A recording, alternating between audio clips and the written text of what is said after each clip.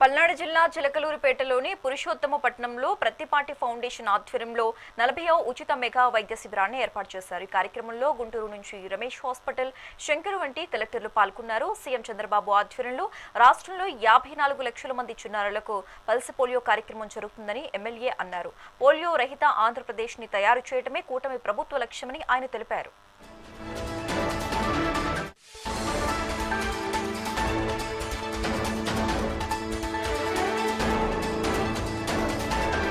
Prathipati foundation ఆధ్వర్యంలో 40వ ఉచిత mega వైద్య శిబిరాన్ని పురుషోత్తమపట్నం ఈ సరౌండ్లో ఉన్నటువంటి ఏదైతే స్లమ్ ఏరియాలో ఉన్నారో పేదవారందరూ ఉపయోగించుకోవాలని చెప్పి ఈరోజు మెగా వైద్య శిబిరాన్ని ఏర్పాటు చేయటం జరిగింది.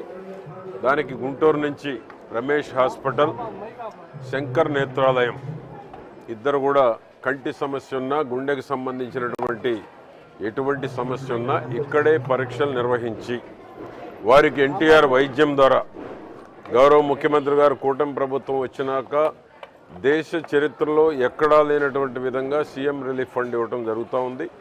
ఒక పక్క ఎన్టీఆర్ వైద్యం, మరొక పక్క ముఖ్యమంత్రి సహాయ నిధి నుంచి పేదవారిని ఆరోగ్యవంతులుగా చేయటానికి, అనారోగ్యం ఎవరు ఉండకూడదనేటువంటి ఒక మంచి సదుద్దేశంతో గౌరవ ముఖ్యమంత్రి గారు వైద్యానికి ప్రాధాన్యత ఇవ్వడం జరుగుతూ ఉంది.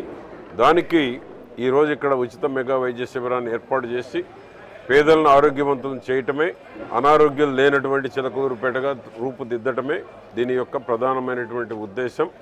రెండవది, ఈరోజు పల్స్ పోలియో కూడా నిర్వహించాం.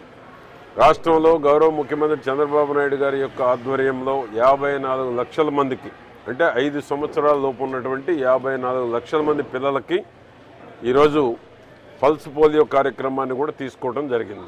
పోలియో రహిత ఆంధ్రప్రదేశ్గా తయారు చేయటమే కూటమి ప్రభుత్వం యొక్క లక్ష్యం.